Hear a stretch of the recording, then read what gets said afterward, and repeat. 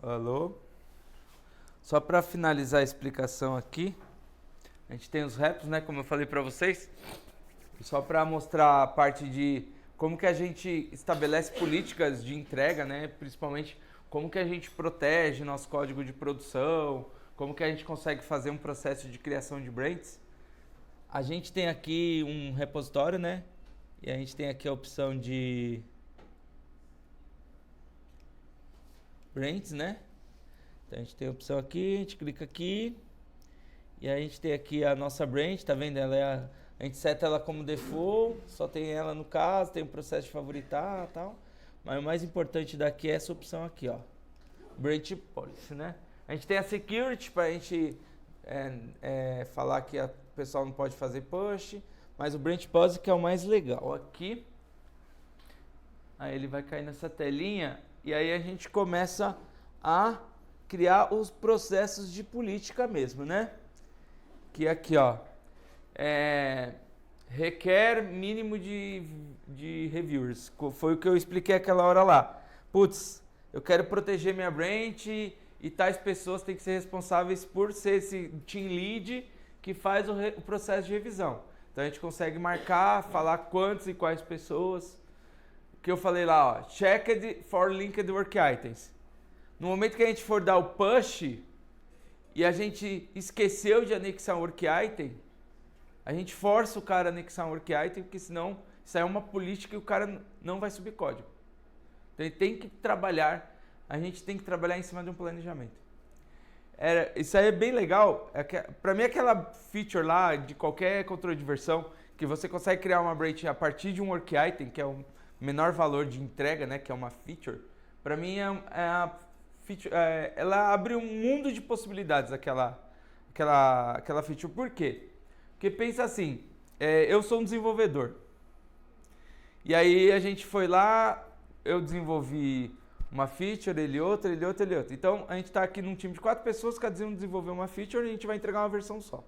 Então a gente, como time, a gente tem que testar junto. Beleza. Mas eu vou entregar para o meu QA. Eu vou falar para o meu QA, olha QA, o Vinícius alterou o arquivo pessoafísica.aspx.cs, o João alterou o arquivo cadastro de uf.aspx.cs. Que pro cara de QA importa que arquivo você alterou? Ah, ó, eu fiz 10 commits aí. O cara de QA fala assim, meu, eu sou QA, eu testo tela, eu vejo valor de negócio, eu entendo a necessidade do meu usuário final, eu verifico o estado o resultado daquela tela, se cadastrou ou não cadastrou. É muito mais fácil, se eu entregar para o cara e falar assim, ó, essa aqui eu mexi em 20 arquivos, o cara de QA vai falar assim, beleza, você mexeu. Mas agora se eu falar para o QA, olha, eu mexi em 4 work items, se você abrir o work item, você vai saber o critério de aceite daquele work item, você vai saber as regras de negócio que estão lá dentro, está tudo documentadinho. Ele vai conseguir criar os casos de teste em cima daquelas regras de negócio. Então o que a gente fala? A partir do momento que a gente propaga rastreabilidade entre código e planejamento, aquilo é propagado dentro de qualquer ferramenta. Quando eu fecho uma versão, eu tenho quais as features que eu estou entregando naquela versão. Então, aí essa informação, na hora que eu entregar o build e a release, essa informação de rastreabilidade, ela vai trafegando entre todas as áreas da ferramenta. Então, quando eu colocar uma release em produção, eu sei que foi por causa da feature 1, 2, 3 e 4. Por trabalhar nessa área de processos, isso aí é uma dica legal, não sei se alguém aqui já passou por algum tipo de auditoria externa. Por exemplo, eu já trabalhei em empresa de cartão de crédito, que é possivelmente, hoje eu trabalho numa outra instituição. A minha consultoria, que é a GFT, eu trabalho na GFT hoje, ela é especializada em produtos financeiros. E provavelmente a área de produtos financeiros é a área mais certificada e auditada do mercado. A gente está falando aí de Itaú, Santander, B3, a gente está falando agora muitas instituições. E quando os caras batem dentro da sua empresa, eles falam assim, você vai falar assim, vai olhar assim e pergunta assim, quantos softwares você tem dentro da sua casa? Ah, eu tenho 60 softwares, 60 produtos. Daí ele fala assim, as perguntas são nesse nível. Em que versão está o último produto? Aí fala assim, o software 1 está na versão 1.1.0.0, o software 2 está na versão 2.0.0.0. Ele fala assim, beleza, próxima pergunta. Que dia que você implantou? Por que você implantou? Aí o porquê cai. Porque teve uma nova regulamentação do Bacen e agora para fazer a conversão do dólar tem que ser 6 casas decimais. Sei lá, estou chutando uma regulamentação qualquer. Imagina se eu não tivesse o processo de rastreabilidade, eu não saber quem autorizou a entrada em produção, o que aquela versão continha, porque o código, beleza, o código está lá, mas o porquê que eu estou entrando é o principal momento que qualquer empresa de auditoria bate em você. Eu participei de várias auditorias por participar dessa área que eu falo que é uma área cross, que vai unificar várias áreas dentro de desenvolvimento. A gente passa por vários processos de auditoria. E explicar o porquê você alterou cada software em produção é o que mais essas empresas de auditoria pegam. Então, com certeza, todo esse processo não é à toa. Parece, eu tenho que toda vez que dar um commit, colocar work item. O simples gesto de fazer isso, o valor que está de entrega e rastreabilidade, você vai ver que ele vai ser propagado dentro da organização e vai ser muito mais fácil, inclusive, num processo de auditoria. Isso vale a dica, tá? Aí, pode colocar comentário, tipos de merge, e essa última feature é bem legal. Pensa assim, eu comitei na Branch Master, eu rodei um processo de integração contínua porque está ligado lá o robozinho para eu fazer a compilação e entrega de artefato. Só que antes de entregar na master, eu consigo fazer um processo de validação do meu pull request.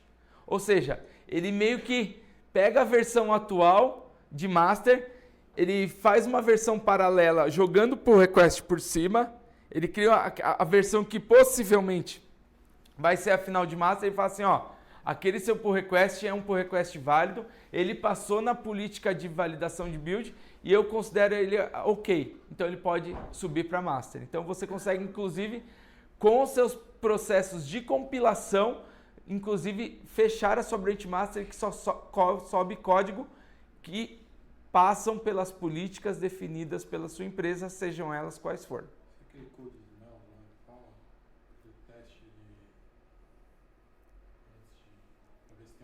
Vamos lá, são duas coisas que você está falando. Dentro do processo de compilação, você falou em code smells. Dentro do processo de compilação, a gente pode elencar tarefas que façam a validação do nosso código. São dois processos principais. O primeiro a gente chama de análise estática de código, que ele pega code smells, pega duplicações, pega bugs. Basicamente são esses. Dentro desse processo de análise estática de código, se você rodar dentro do Visual Studio, você tem esse processo que ele analisa índice de manutenabilidade, complexidade ciclomática. Quem trabalha com Visual Studio acho que já vê essas estatísticas. Isso aí roda no client, que é no próprio Visual Studio. Tem como rodar isso no server? Como etapa do processo de validação do meu código e qualidade? Sim, a resposta é sim. Isso quem faz hoje no mercado é o Sonar Cube. Perfeito?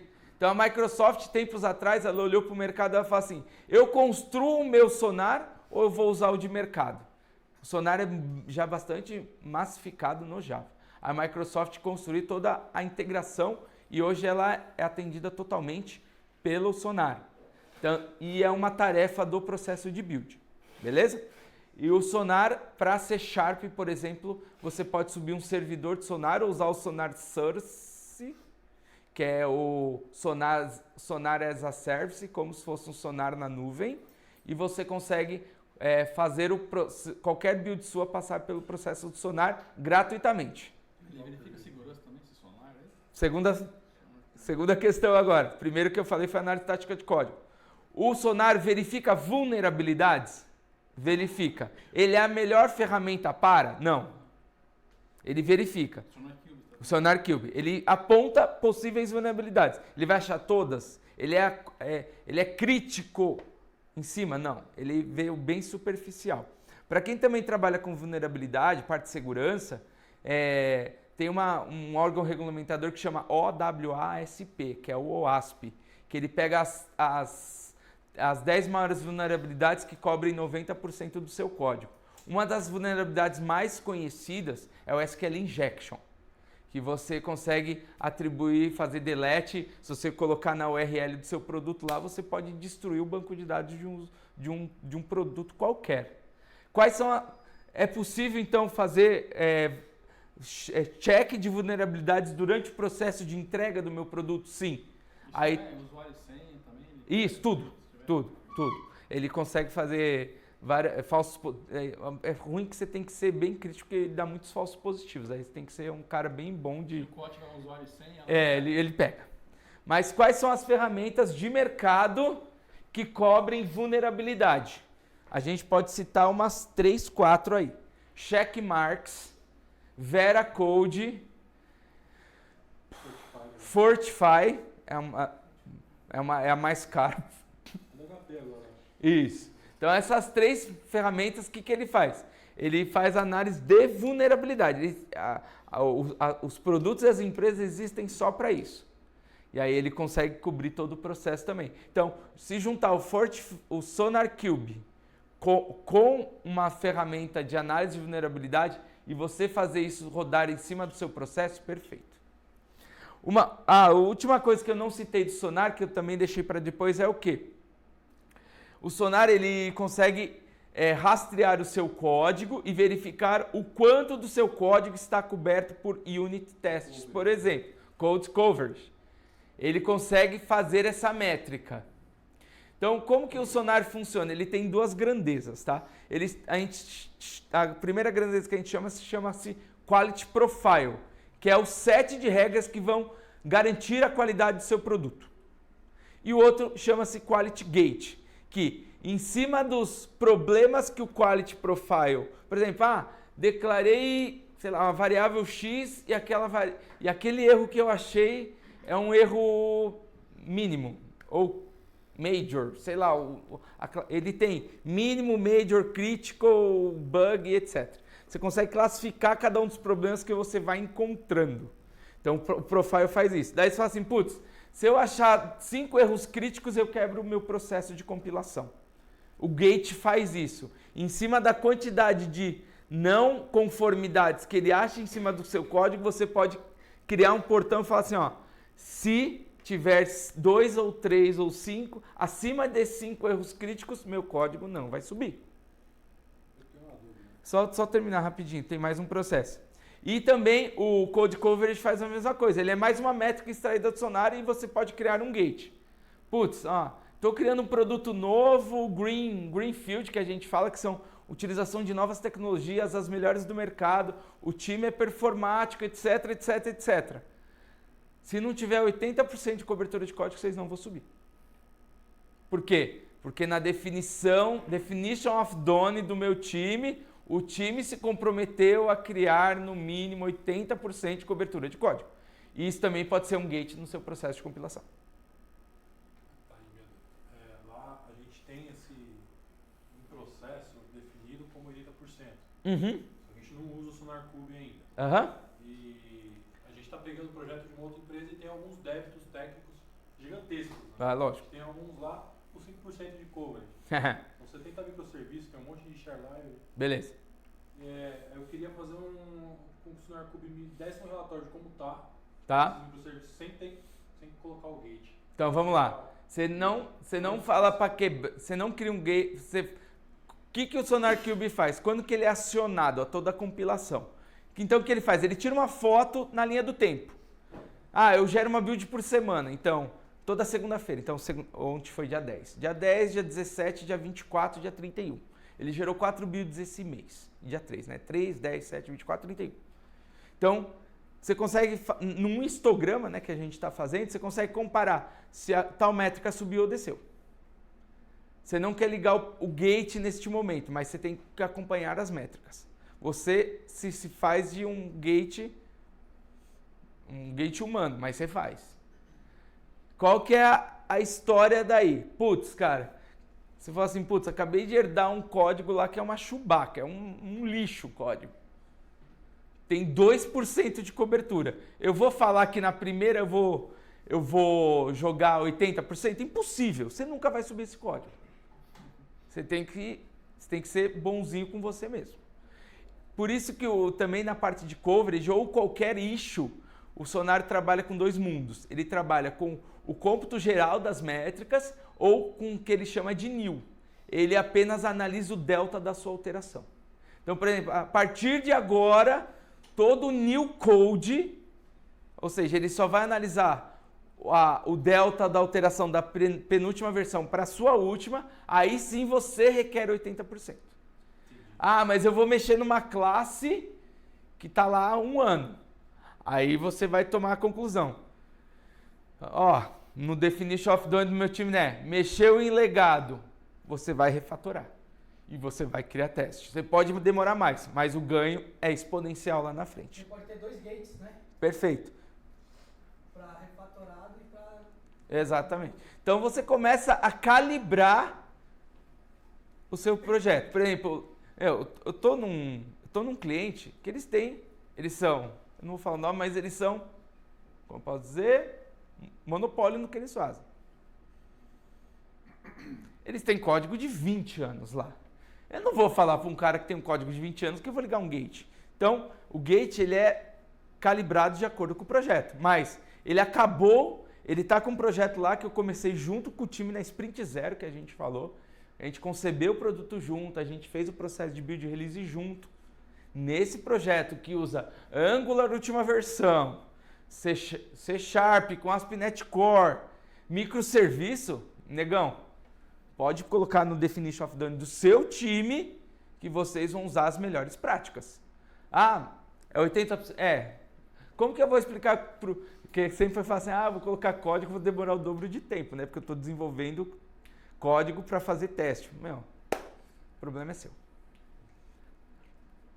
Código novo, projeto Greenfield, 80%. Legado, 20, 10, seja lá o que for, com refatoração. Se você não tiver isso, e você não ser sincero, o time não ser sincero consigo mesmo, a organização não ser sincera consigo mesmo, na hora que você for tirar métricas, você vai estar tirando métricas mentirosas. A vida é dura, mas a gente tem que ser sincero com a gente mesmo. Senão a gente vai estar enganando a gente mesmo. Beleza? Então a gente consegue fazer esses processos aqui de trancar nosso código e garantir a qualidade. Então agora vamos fazer partes legais aqui.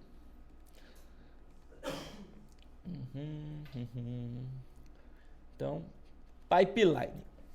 Hoje a ferramenta suporta 2 tipos de pipeline, que eles estão dando o nome aí. O editor clássico, que é o de soltar e arrastar caixinha e preencher parâmetros, ou o editor que eles estão chamando agora de editor YAML. Alguém mexe com arquivos YAML aqui, que faz todo o processo de arquitetura do seu processo de build e deploy em arquivo declarativo? O YAML é um arquivo declarativo para você fazer o processo de compilação. Eu vou mostrar os dois aqui para vocês. Basicamente, o que difere o YAML do outro? Do processo que eles estão chamando de clássico. Espero que eles não chamem de legado um dia. Mas o clássico é um conjunto de caixinhas que você vai linkando. O YAML, por ser um arquivo, ele vai estar junto com o seu repositório. Ou seja, o que a gente é o primeiro passo que a gente pode falar de infraestrutura como código. A gente está primeiro fazendo o processo de compilação e release em um arquivo. A gente está declarando a forma que a gente faz a entrega. O próximo passo é começar o provisionamento da nossa infraestrutura como código. Aí, por exemplo, no Azure a gente tem várias alternativas. Uma das mais conhecidas são os ARM templates, que a gente consegue montar a estrutura de subscription, resource group e web app via ARM templates, que a grosso modo hoje são arquivos JSON. Não é o melhor dos mundos, mas ainda são JSON. Mas a gente tem um processo também de arquitetura, ou seja, cria a máquina virtual X com tamanho Y. Provisionou lá no começo da nossa build. Fizemos os testes em Selenium, capturamos os resultados, mata a estrutura que eu não preciso mais dela. Basicamente, a gente pode ter esse nível de acuracidade. Então, eu tenho 2.000 testes de Selenium lá. Startei, criei um ambiente, fiz o deploy no ambiente, executei os testes, matei o ambiente, ou seja, o Azure é caro, é um processo caro. Vale a pena ficar ligado a uma estrutura, um web app 24/7?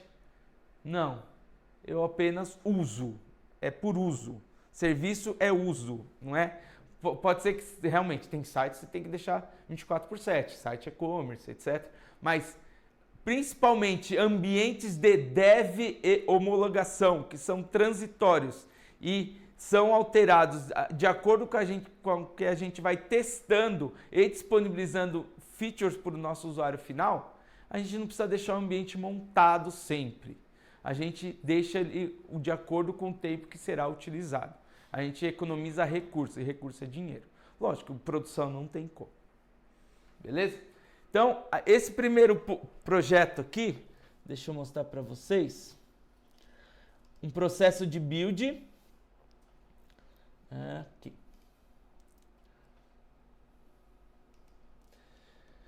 Aqui eu tenho um...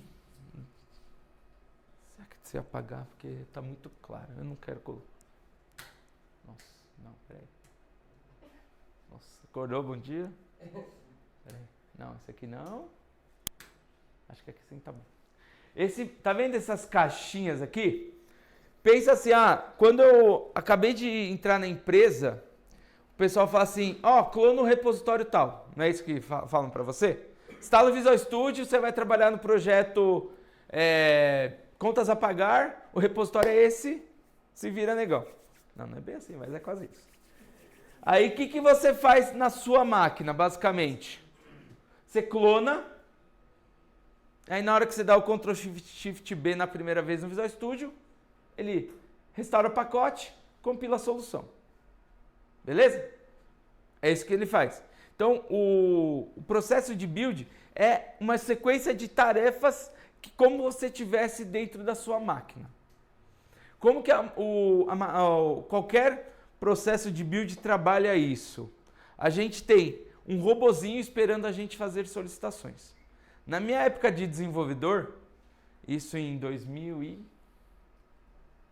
2007, 2004, sei lá, que era VBzão, ASP.NET primeira versão e tal. O que a gente fazia? A gente tinha a brincadeira do último commit, era a pessoa que fazia a compilação. Tava eu... Qual é o seu nome? Jorge. O seu nome? Eu? Celso. Eu e o Celso estavam trabalhando no mesmo projeto. Ele ia lá, comitava. Eu, como fui o mais lerdo, comitava depois, aí eu tinha que baixar o código dele, verificar se não deu conflito, e da minha máquina eu gerava o pacote. Então eu era o robozinho da vez. Tem alguém chorando aí? Não. Só uma lembrança. Então como que é o processo de compilação? São máquinas que a gente ensina a maneira de compilar. Então, no momento que eu fizer um commit, um push em cima do meu repositório, vai estar uma máquina me esperando a fazer esse processo. Então ela vai baixar meu código fonte, compilar e disponibilizar o artefato necessário. Como que a Microsoft provê isso? Ela provê isso de duas maneiras. Esse build aqui não tá bom. Deixa eu pegar um outro aqui. Ela provê isso de duas maneiras dentro do... Vou pegar esse aqui. Dentro do Azure DevOps e tanto no Azure DevOps ela provê isso de duas maneiras.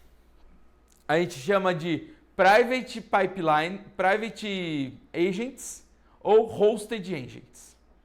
Private Agents é uma máquina dentro da sua infraestrutura que, a grosso modo, é uma réplica da máquina do desenvolvedor, porque a máquina de build tem que ter todos os componentes necessários à compilação. Então, por exemplo, minha empresa usa um componente de terceiro. Minha empresa usa Telerik. A minha empresa usa Framework XPTO. Então você monta uma máquina dentro da sua infraestrutura, cadastra ela no Azure DevOps como agent pool e faz uma compilação contra essa máquina. Eu uso processos mais padrões, então eu tenho Visual Studio 2019 e o máximo que eu uso são bibliotecas que estão no NuGet. Você consegue usar o que a gente chama de hosted builds. O que significa isso? São máquinas providas dentro da infraestrutura da Microsoft no Azure que tem imagens de máquinas padrões.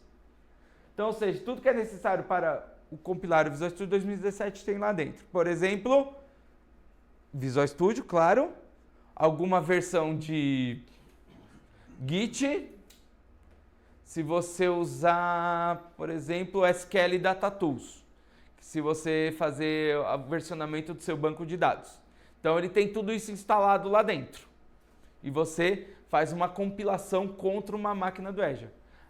Diferença, a daqui, a da on-premise sempre está ativa e ela está sempre montada. Quando você solicita uma do Azure, ele faz ele monta uma imagem dinamicamente, que é no momento que você solicita, faz o processo de compilação e desmonta a máquina. Então você paga por uso. Como que é hoje o processo? Vamos ver se um private agent ou um agente dentro de casa é free, a partir do segundo você paga e por minutagem você consegue utilizar 1.800 minutos por mês de compilação de uma máquina na nuvem. Quem tem open source e GitHub, isso vira ilimitado. Porque a Microsoft quer promover o open source através de códigos públicos compartilhados no GitHub, acessando o Azure DevOps, você tem agentes ilimitados no Azure. Então você pode ter a participação de um private mais um hosted. Você tem 2 pipelines. Putz, se eu solicitar 3 compilações ao mesmo tempo, de acordo com o pool que está, algum vai ficar esperando. Eu posso comprar mais para que eu não tenha concorrência de compilações e todo mundo seja atendido num tempo satisfatório. Cada time quer ter o seu, compre. E só dê permissão ao pool para o time respectivo. Basicamente é isso. Tá? Aí tem alguns processos de precificação, por exemplo, se a sua empresa tem enterprise, cada enterprise vale um host, vale o agent para você, então o preço já está lá embutido. Então temos alguns processos, mas fora os processos padrões, você começa a pagar tanto private quanto hosted a partir do segundo pipeline. Tem parte de VIPs? Oi? Contrato Tem alguns contratos que a licença Visual Studio Enterprise dá um pipeline para você de brinde. Também que você paga pelo Enterprise. Vocês não descem isso, né? Basicamente é isso. Então aqui, ó, pessoal. Aqui eu estou fazendo, ó. Aqui eu aponto para um repo. No caso aqui é Azure Repo. Se vocês verem aí, nativamente, lembra que eu falei para vocês, putz, eu vou continuar no GitHub, eu vou continuar no Bitbucket. É possível. Então você consegue conectar Git, GitHub, GitHub Enterprise, que é a versão paga do GitHub, que é corporativo, Subversion, Bitbucket, Other Git, você só passa o link do seu Git. Então você consegue fazer um processo de compilação de qualquer um desses Gits aí. E aí você fala qual o nome do projeto, qual o nome do repositório, e aí aqui é o processo de compilação. Instalação da ferramenta de NuGet, restauração dos pacotes que estão lá dentro do seu NuGet config, compilação, execução de testes, publish symbols e execução do artefato. Por exemplo, estou compilando um website. Estou usando o deploy package. O que a gente espera? Um zip. Estou compilando um serviço do Windows. Espero um exe com o seu config. E assim por diante. Estou compilando um VB, um exe. Estou compilando Java, um OR ou um jar. Estou compilando o Docker, fazendo uma imagem. Quero subir lá para o Docker Registry alguma imagem. E assim por diante. Estou compilando Angular. Quero que faça um zip da pasta dist, usando npm. É possível também. Por exemplo, acho que aqui eu tenho um exemplo de compilação de Angular. Deixa eu pegar aqui para vocês verem. Aqui, Angular. Build.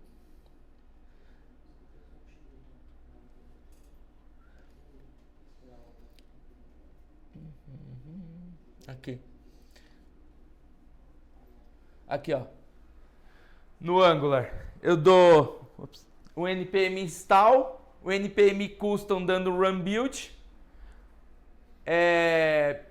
Rodo um command line ali, zip, para fazer o archive da minha pasta dist e entrego isso como artefato.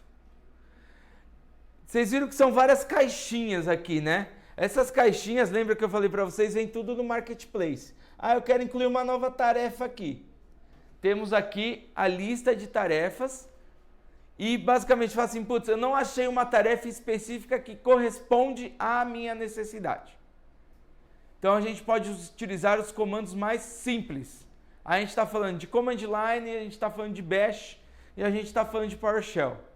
PowerShell versionado, command line versionado, bash versionado ou que a gente chama de inline script. A gente codifica direto no processo de build. Então, por exemplo, se eu pegar aqui um PowerShell, eu preciso fazer alguma tarefa manual com PowerShell. Eu coloco o comando PowerShell aqui, coloco ele como tarefa, arrasto a task aonde eu achar necessário e aqui ele pergunta para mim. É um script path, então aqui eu tenho que ter um arquivo .ps1 versionado para que eu consiga executar. Caso necessário, a passagem de parâmetros eu passo aqui no argumentos. Simples assim.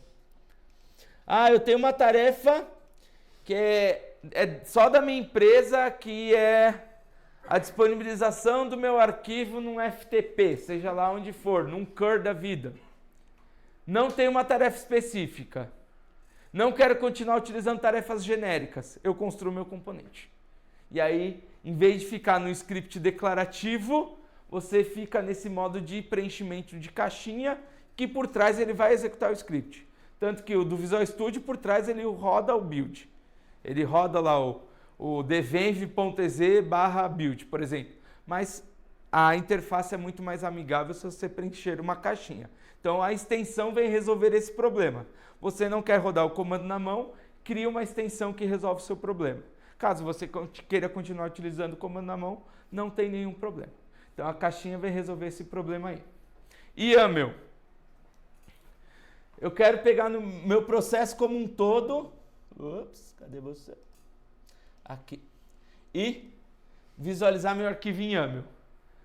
Pego esse arquivo, versiono e aponto para ele.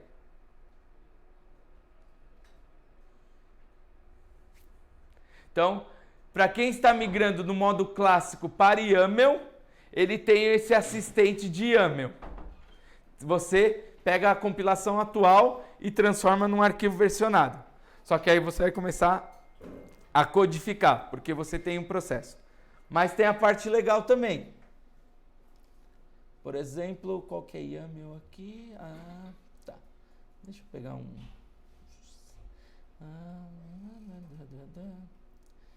vamos fazer pegar esse cara aqui e transformar em YAML. Peraí.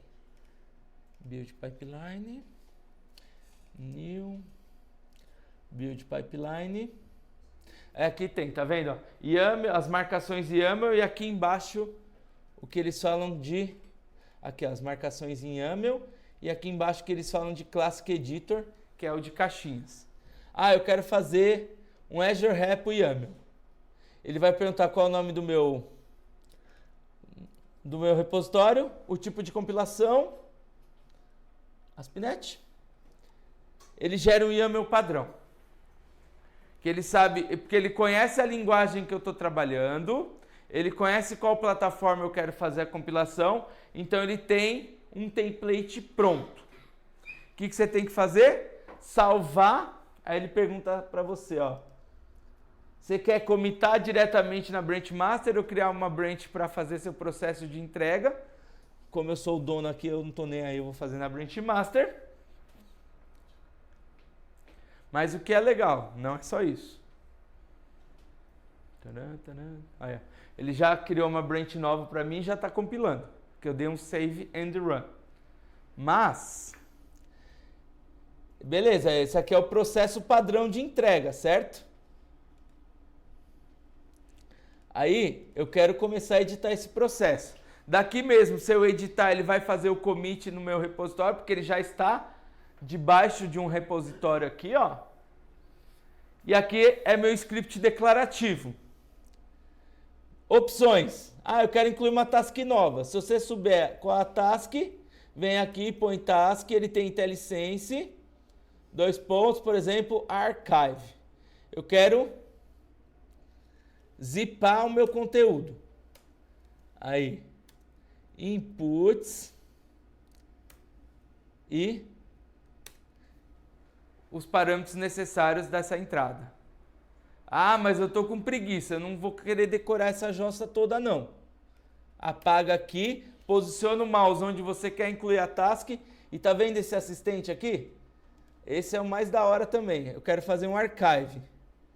Você põe um archive, ele traz os parâmetros preenchidos, ele preenche e transforma em código.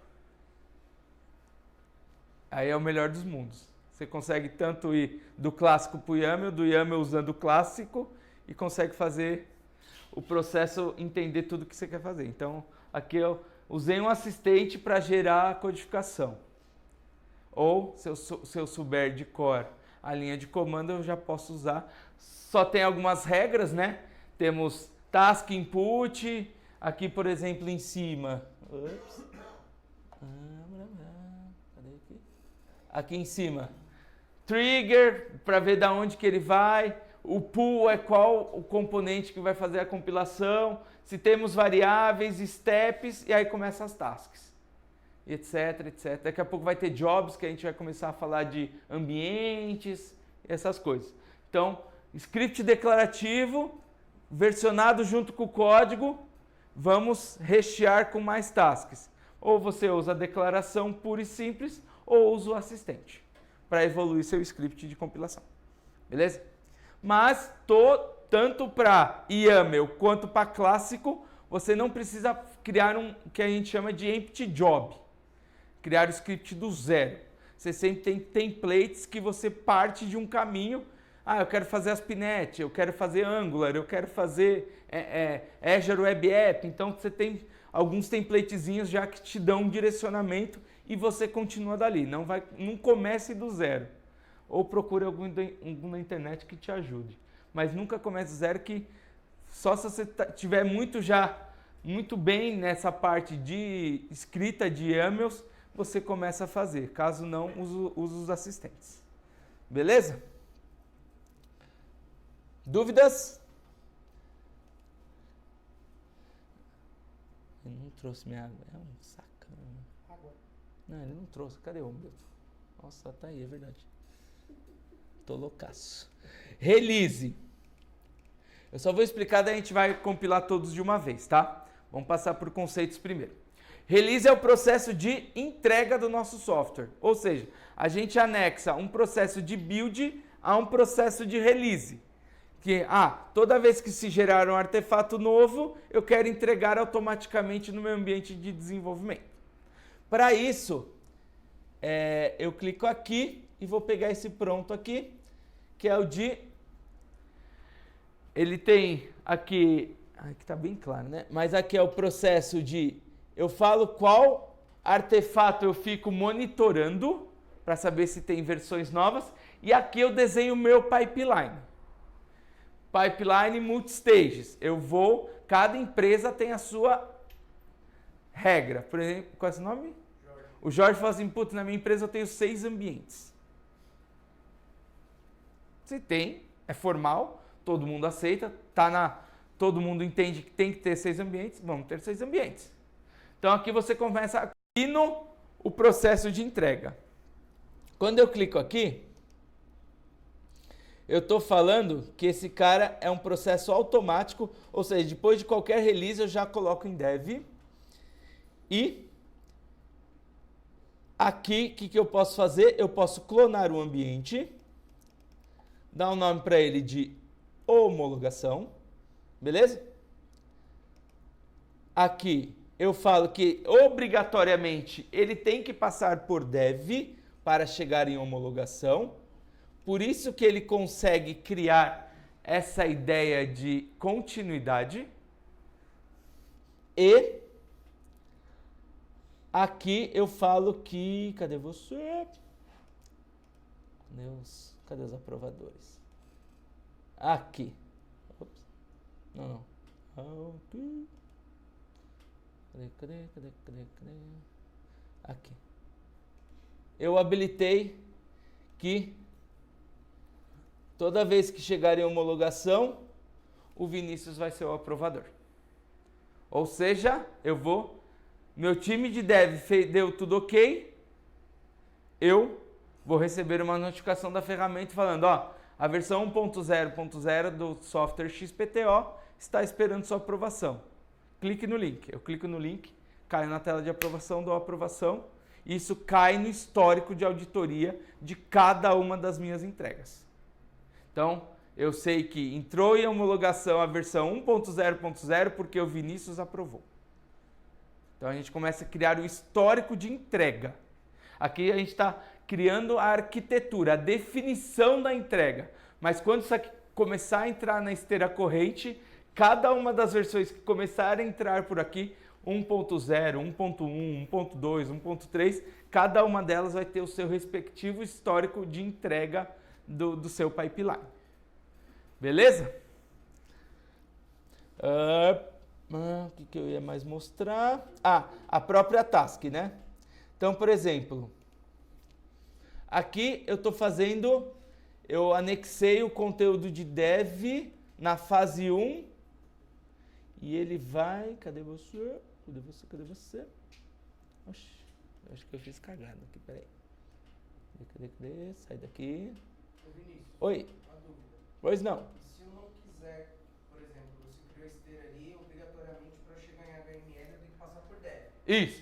Se eu não quiser, dá para eu Vamos lá. mandar release direto para HML? Clonamos, demos o nome, certo? Por padrão ele faz esteira. Clicamos aqui, eu falo que eu não dependo de dev, ele fica paralelo. Dá pra você gerar também release direto, sem precisar passar pela pipeline do ambiente. Você Sim. dá um new release lá e manda Sim, direto pro ambiente. também dá. Mas você, por exemplo, a partir de dev eu posso estar até 3 ambientes ao mesmo tempo. Então aqui vai sair uma árvore com tripé. Para chegar em produção eu volto e falo que eu tenho que passar pelos 3 obrigatoriamente. Então eu posso fazer 1, 3, 1. Por exemplo, onde eu trabalhava, a gente tinha dev homologação, pré-produção, produção. Pós-produção, tinha 2 ambientes que eles chamavam um ambiente de execução, de manutenção, que eu replicava a produção para que se desse algum erro, tinha um ambiente de teste formal, de problemas de fato, e um ambiente de treinamento para novos usuários. Então, pós-produção eu ainda fazia mais 2 deploys.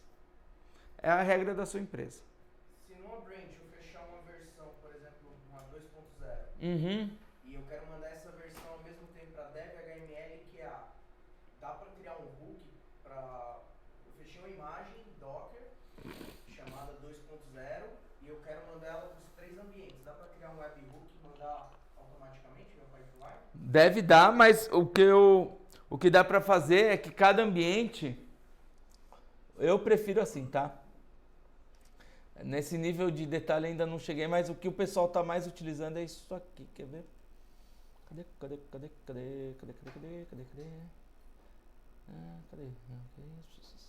Aqui. É isso mesmo, ó. É isso aqui. Você tá... Cadê a trigger, desgraçada? Aqui, não. Eles mudam essa tela mais que mudam de namorada lá. É fogo, meu. Aqui mesmo. Você fala, cada ambiente pode, no seu caso lá que você me explicou, cada ambiente ficaria monitorando uma branch diferente, por exemplo. Exatamente. Aí você fala que para HML eu só enxergo a branch HML, ou Para dev é feature barra asterisco, porque é qualquer branch criada embaixo da pasta feature e assim por diante. Beleza? Vamos só voltar aqui, deixa eu não salvar, porque eu acho que eu fiz muita bagunça. No caso aqui,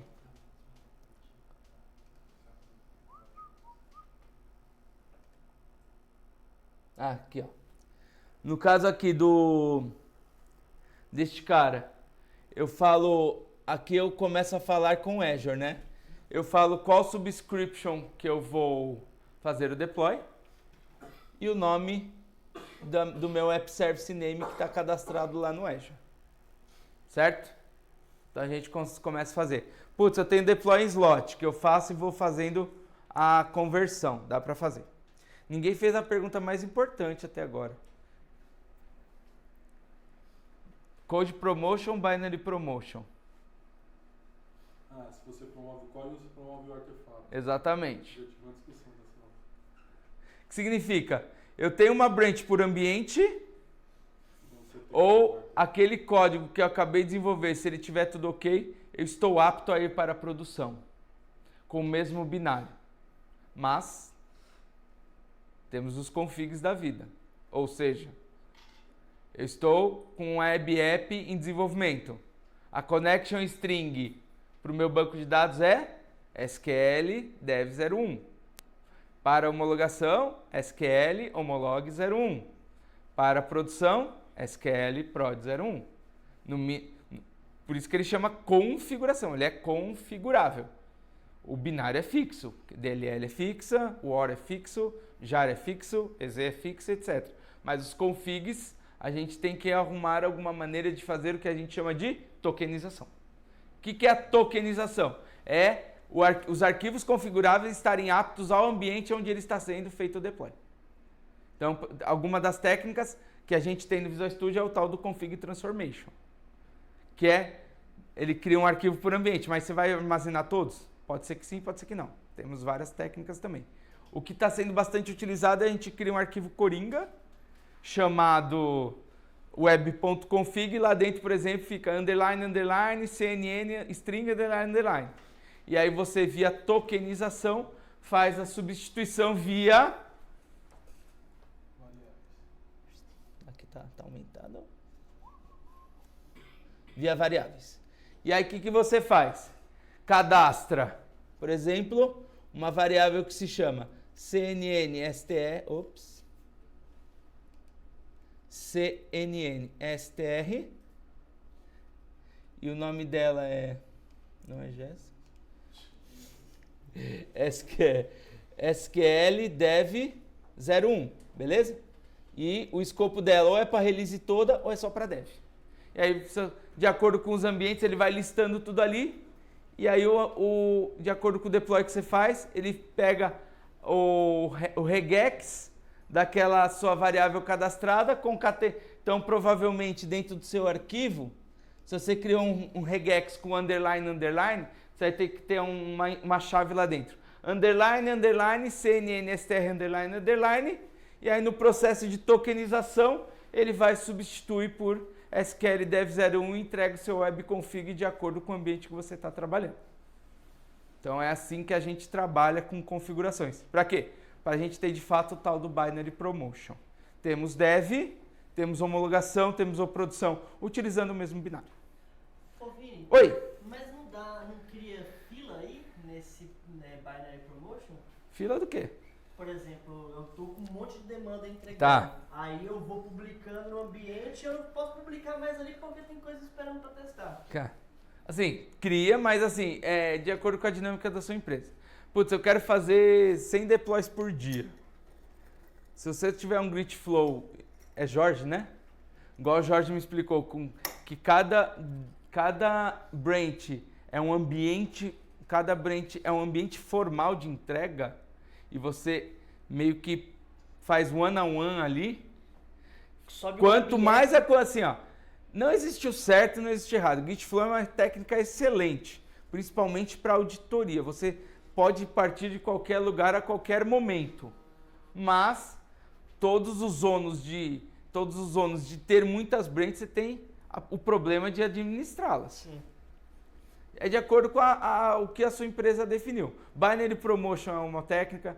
Feature Branch, se a sua empresa, é uma startup que todo mundo tá ali, cara, não reinventa a roda, não põe um Git Flow muito rebuscado que só vai trazer problema pro seu time. Agora, se, minha empresa é uma empresa de produto, é versão que eu disponibilizo para milhões de clientes, aí você vai para uma técnica mais rebuscada. Não existe certo, não existe errado. Existe o que atende a sua empresa. O problema é que às vezes dá conflito, né? Você está testando uma coisa lá e o cara quer subir o dele ali no ambiente e ele não pode... Mas aí o problema não é a branch, é a quantidade de ambientes que você tem. Mas isso é mais cultural, né? Mais cultural. Mas é um nível de acordo. Se todo mundo sabe que, putz, eu só tenho um ambiente de dev, vai ter fila? Vai ter fila.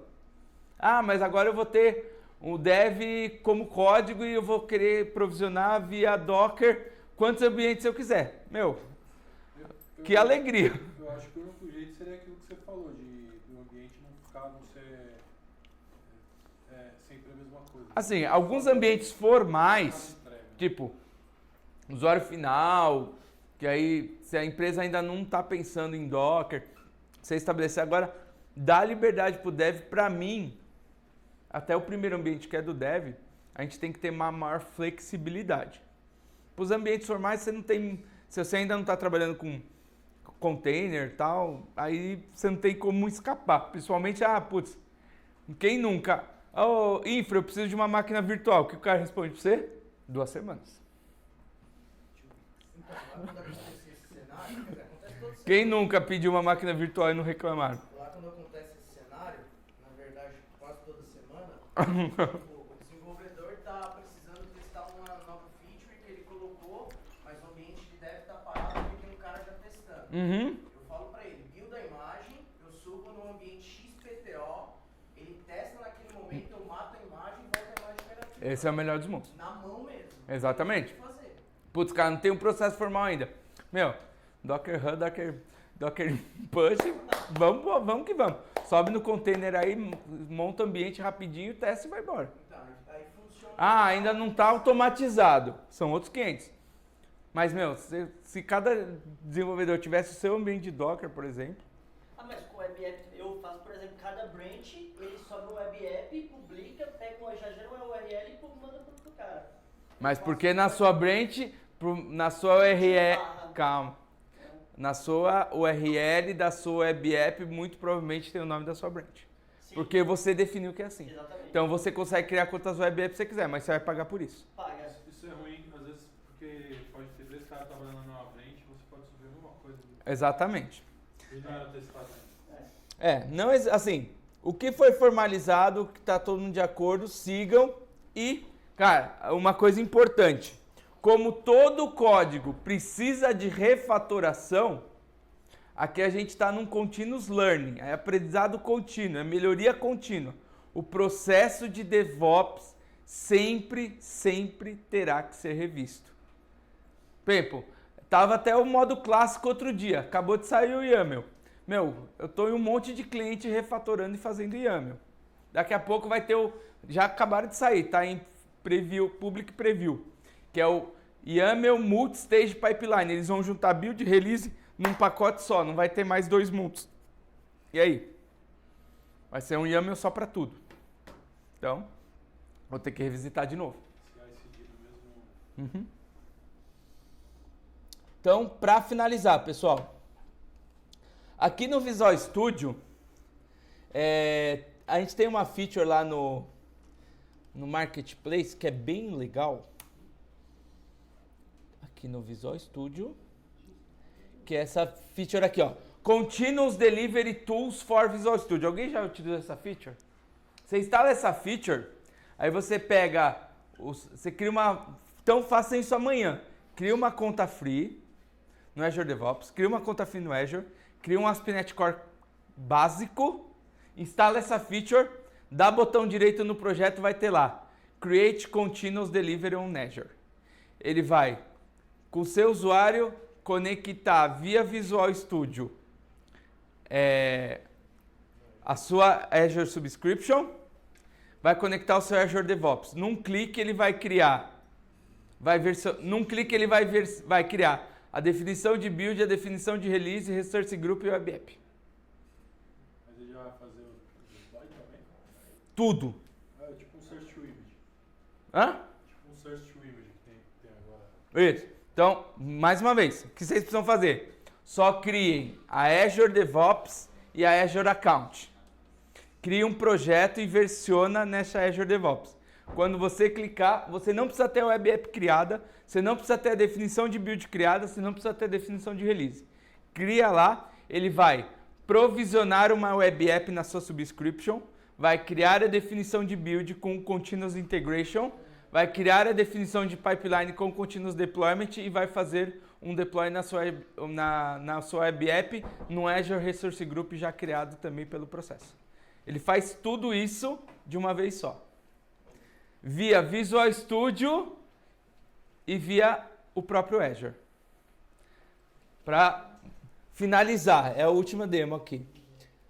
Eu também vou abrir meu Azure aqui, aí vocês vão ver os deploys que eu fiz, tá?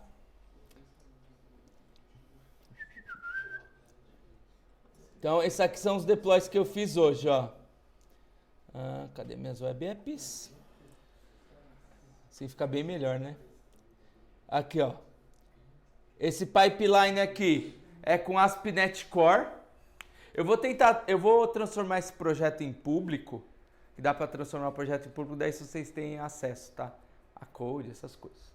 Então aqui, ó, também tem uma web app aqui. Aí.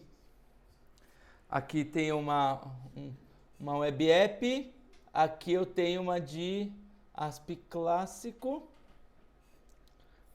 E aqui outra web app.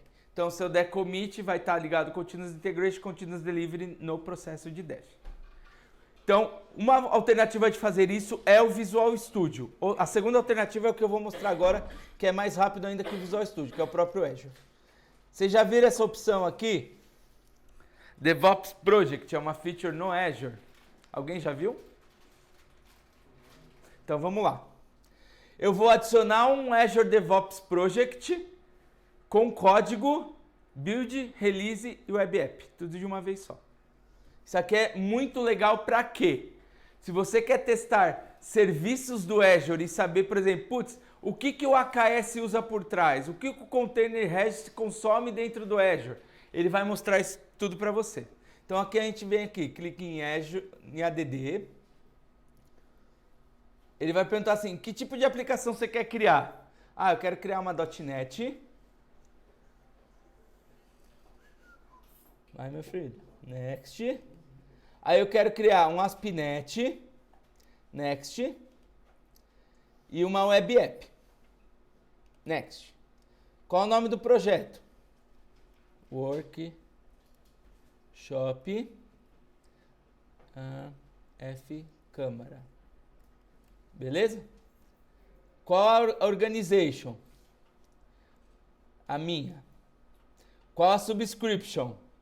Nome da web name. E qual a location? Done. E aqui, Ctrl T, dev.azure.com. Vamos fechar esse, vamos fechar esse. Aqui ele começou a criar? Começou. Então vamos dar um refresh aqui. Qual é o nome do projeto que eu dei? Workshop, né? Workshop.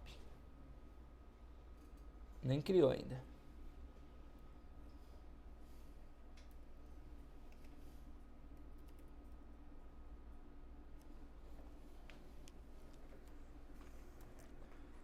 Deixa eu ver que momento que ele tá. Ele tem um deployment process, provisionou, tá.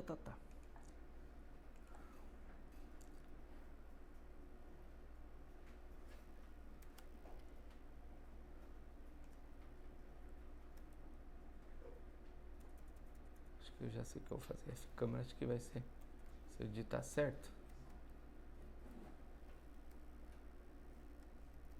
Deixa eu ver se ele já deu alguns passos aqui. Olha, ele tá falando aqui pra mim, tá vendo? Ele tá criando Operations Detail. O que ele fez aqui? Ele deve estar criando alguma coisa aí. Não criou. Desgraçado. Vamos ver o que ele tá fazendo aqui. Ele está criando o plano, beleza. Vamos ver. F câmara. Aí, criou o Team Project.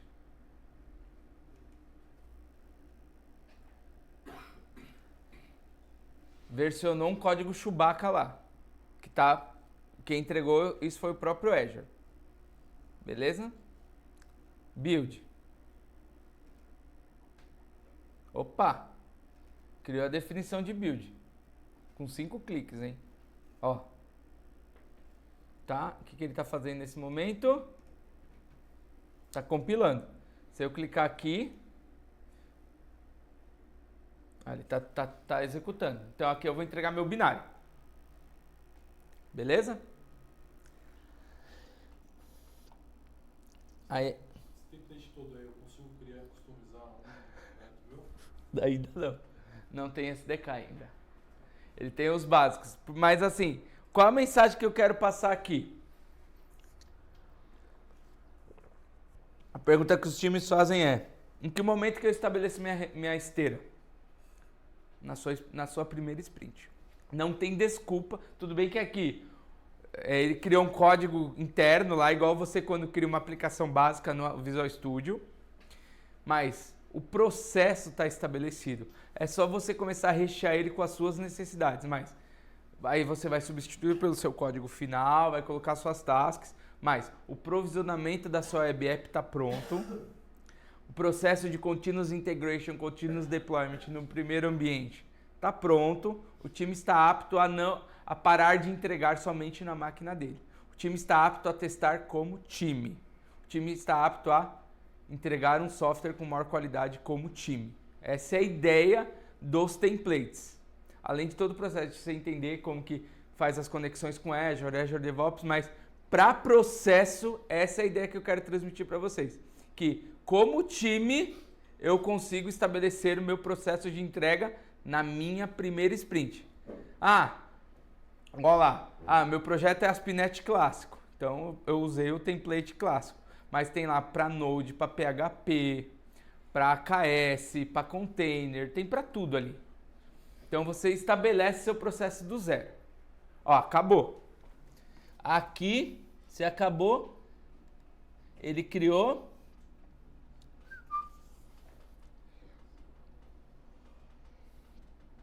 o processo de release, que deve estar... Cadê? Aí, o processo de release está rolando.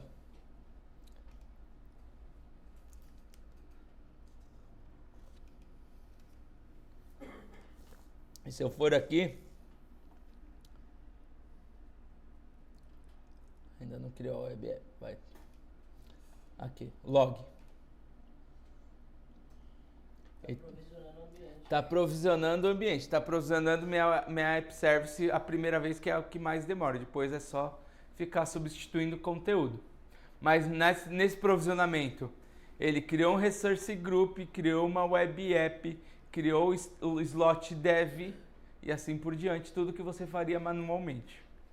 Mas para a ideia de entregar e deixar o seu time apto a eu fiz o commit, você fez o commit, vamos testar junto, esses templates vão ajudar bastante. Então, mais uma vez, esse template você pode criar usando o Azure, por dentro do Visual Studio, por dentro do GitHub, por dentro do Code, dá para fazer por várias maneiras.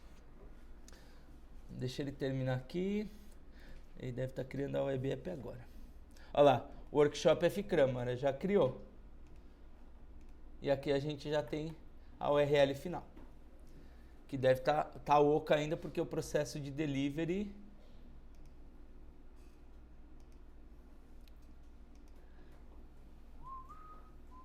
tá aqui, né? Aqui. Ele está ainda criando o web service, depois ele vai fazer o deploy e, se precisar, fazer teste também. Ele vem preparado para tudo. Esses templates adiantam muito, muito, muito. O cara que está aí ligado nas releases, ele tem plano de fazer isso para a gente poder criar nosso próprio template? Tem, já pediram. Sim. tem a diferença ali que eu não mostrei. Ele tem códigos padrões, né, para cada uma das plataformas. Mas a última opção lá tá escrito lá, Bring Your All Code. Ou seja, você faz o upload do seu código desde do início, né? Mas aqui ele está entregando um código bem básico. Mas o que interessa são as tecnologias que estão por trás. Isso é importante. Você define a tecnologia, usa o template e já estabelece sua esteira. Seja para quantos ambientes for. E aí, quando for para YAML, isso vai ficar muito mais fácil. Porque, por exemplo, se todas as minhas entregas usam os mesmos ambientes, aí vai ficar fácil de entregar. Então você vai começar a fazer compartilhamento de YAMLs, aí vai ser um negócio bem legal. Você usa lá YAMLs, template de YAMLs? Ou cada um com o seu? Você não passa variáveis para um YAML padrão. É YAML chamando YAML, isso aí é chique. Eu só passo a variável de ambiente do YAML. Mas pensa assim, você tem 10 aplicações ASP.NET que fazem publicação da mesma maneira. O que muda entre a aplicação A e B? Que as duas usam ASP.NET Core 2.1. Qual é a diferença entre as duas? Só tem uma, que é o repo, que você pode passar como variável. Então o YAML vai começar a consumir um YAML template, então você vai começar a fazer essa ligação entre YAMLs. Isso eu faço no GitLab. Isso, aqui também vai ser possível. Mesma coisa. Isso. Você vai ter que eles chamam de resource, né? Então vai ser um consumo de YAMLs dentro de YAMLs. Isso vai ser bem legal. Porque Não tem? tem já tem. Mas é o caminho. Fazer esse consumo entre por que não? Se são 10 aplicativos do mesmo tipo, não tem por que ter 10 definições de build diferentes. Você consome templates. Basicamente é isso. Deixa eu ver se acabou. Tá fazendo o teste. Deixa ele só terminar, porque daí ele libera o recurso total. É o último pedaço, tá, pessoal? Daí a gente já libera aí. Oi.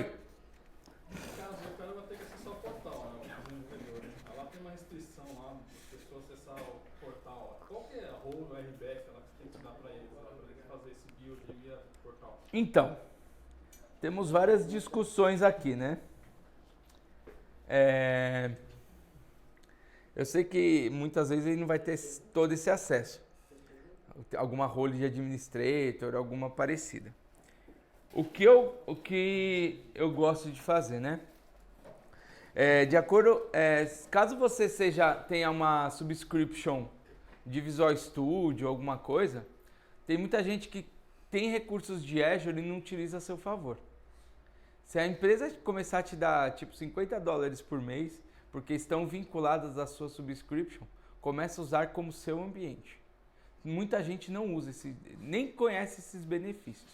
Mas caso não tenha, aí você vai ter que começar a pedir para o administrador do Azure uma área dentro de um resource group de teste só para o seu time. Mas tente utilizar os recursos que primeiro a sua subscription pode ter. Por exemplo, tem consumo de Azure, tem Azure DevOps, aí você pode criar free, você pode fazer testes para que você tenha a confiabilidade da sua entrega. Mas primeiro eu perguntaria se eu como meu usuário, @minha empresa, eu posso ter os meus recursos de Azure para os meus testes. Caso não, você começa a falar de provisionamento de ambientes aí. Dependendo do que for, também tem uma linha gratuita, né? Algumas coisas, container service. Tem coisas gratuitas também. No próprio Action Pack, que é o mais simplório, você tem um crédito $100 Uhum. por mês. E, valeu, obrigado. E o Security Center Olha lá. Microsoft, A aplicação está no ar. A gente conversou aí 10 minutos, então desculpa ter interromper. Definição de build, definição de release, só terminar o dele. Definição de build, definição de release com deploy de web app. Oi. não, eu estou falando em valores, Aham. o Action Pack, que é o mais simplório lá, são $100 mês para você gastar, renovável todo mês. Aham. E algumas features como o próprio o Security Center da Microsoft, o DevOps mesmo, é free. Você pode subir lá o Security Center free, o básico, né, aquele só monitoring, só de Uhum. observando. E E são filters que ninguém utiliza. Então você transforma isso em consultoria do teu cliente, fala, pô, maravilha, quanto é poder, só você, porque a ferramenta está lá. Exatamente. Então, Ninguém usa. de início, assim, foi tudo de uma vez só, desde a build até a iniciação, a adição do código, que foi tudo de uma vez só. Com aqueles 5 cliques eu criei um projeto, criei um código, versionei, fiz o first commit, né, que ele colocou lá até como comentário. Então, ou seja, criei um projeto, código com o primeiro push, definição de build, compilação da build, definição de release, compilação da release, criação da web app dentro de uma subscription com resource group e deploy. Foi tudo num clique só. Tudo aqueles 4, 5 cliques a gente conseguiu montar uma esteirinha rapidinho. Pergunta, mobile também seria rápido assim? Não tem templates aqui, ó. Se eu for aqui, vamos lá. Mobile. Não é tão rápido porque exatamente, a gente tem os certificadores, né, que é o APK do iOS, a outra extensão lá do Android, a gente tem entregas, mas o que a gente tem de pronto para pipelines de entrega de código para mobile? Aqui, na hora que a gente escolher, dar um continue, tá vendo? A gente tem diversos templates. Ah, eu quero fazer compilação de Android. A gente tem o Android nativo e via Xamarin. E a iOS é a mesma coisa. Então, ele entrega para você um modelo. Aí, o único que tem modelos é do próprio Azure DevOps. Via Azure só ou via Visual Studio não tem modelos prontos. Aí você só pode utilizar via Azure DevOps. Então você vai versionar e aí vai começar a utilizar um modelo. Mas se eu quisesse uma APK, vamos supor assim, você fez, demoraria fazer tudo isso, conseguiu supor a APK. Ele já te devolve. Não, esse aqui vai te entregar o artefato. E aí você vai... Também tem extensões que você publica na loja nos ambientes lá necessários de certificação. Mesma coisa. Então, aqui você vai entregar o artefato e depois vai criar o artefato, e depois vai fazer a entrega do artefato na loja. Mas a pergunta é, você conseguiria fazer o download dessa APK? Sim, total. Aí depois só precisa assinar ela no processo de release. Que é a entrega na loja, como a gente, principalmente certificações, a iOS é bem mais complicada do que a Android. Mas aqui, no caso, vai gerar o artefato. Aí você baixa esse artefato e faz dele o que quiser. Caso você queira estender e entregar na release, também temos tarefas de Android e de iOS que se conectam às lojas. Isso aí também é tudo nativo. Oi. Os processos da loja lá, que você tem que criar aquelas funcionalidades também estão aí dentro. São. E aí, o que acontece? Como que você pode criar... Acho que na loja da iOS são 3 estágios, né? Você pode replicar... Pensa que no processo de release, cada estágio da loja pode ser um step da sua release. É assim que vai acontecer. Com o mesmo APK, você vai assinando de acordo com os ambientes. Tem um outro aplicativo da Microsoft que chama App Center, que ele trabalha junto com o Azure DevOps, que daí você faz provisionamento de devices, você fala assim, putz, eu quero testar contra iOS 8, 9 e 10. Quero testar contra Android, XP, várias versões. Então ele começa a fazer o que a gente chama de teste contra esses devices e crash reports, para que a gente consiga fazer. Alguém já mexeu aqui no App Center? Visual Studio App Center? Então, específico para mobile.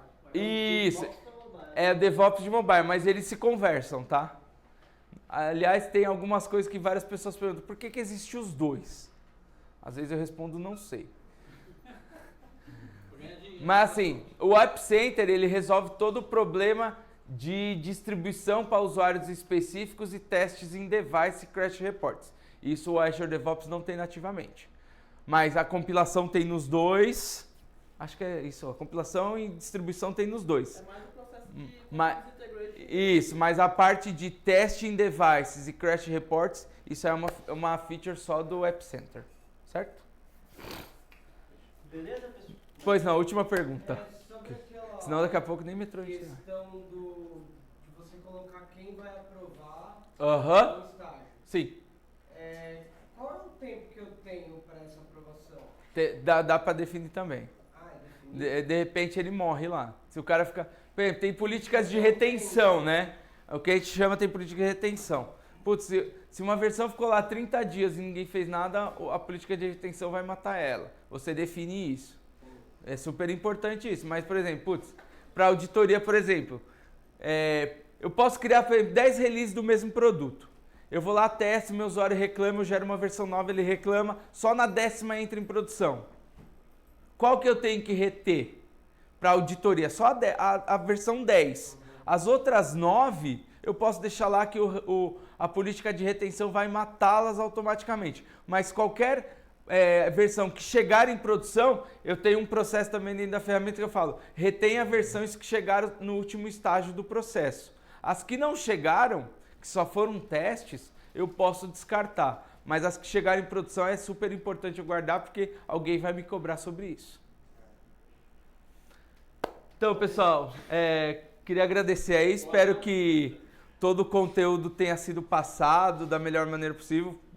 Muito legal a participação de vocês, tiveram várias perguntas e meu e-mail, LinkedIn Vini J. Moura, vocês vão me achar em Twitter, no LinkedIn, meu e-mail também é vinijmoura@hotmail. A gente está aqui sempre para ajudar vocês, nosso trabalho, fora do nosso trabalho do dia a dia. Eu não sou igual o Groff, que está todo dia, porque eu tenho um filho pequeno de 1 ano e meio, mas o que a gente puder ajudar vocês aí no dia a dia, consultoria, se quiser levar workshop para a empresa de vocês, pode contatar o Milton e o Groff, que eles são super dispostos a ajudar todo mundo, e o que a gente puder ajudar a disseminar conhecimento, a gente está à disposição. Muito obrigado.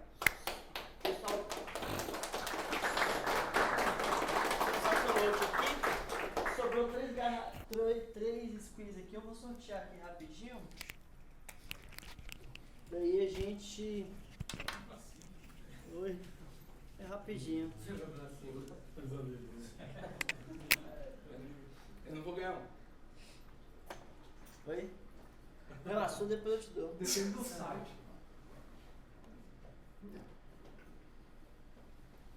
Você tem adesivo? Ah, pra todo... Pode deixar aqui o Você pessoal. tem adesivo pra todo mundo, tá?